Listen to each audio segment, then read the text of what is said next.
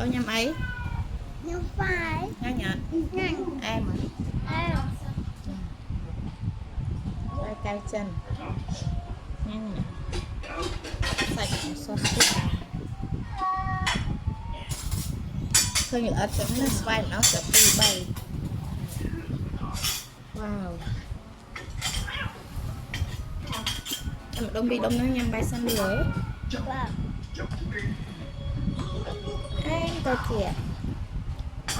Thôi.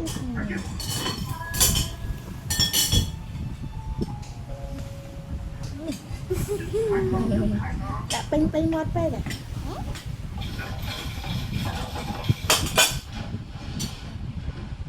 Nhanh nhở? Bay này cái áo ấy. ở Những vai ấy cái ở này đang ở cái đá em ôm chỗ đây chị hai vai cái vai cao chân khoai đầu chân vai tôm mà chỗ đây chị đây là khói vậy mà đây nó khỏi tê nhanh nhở này cái chết đó cô cái chết nhắm ạ đây có chân anh nhắm bay xanh này đây cho ôn vậy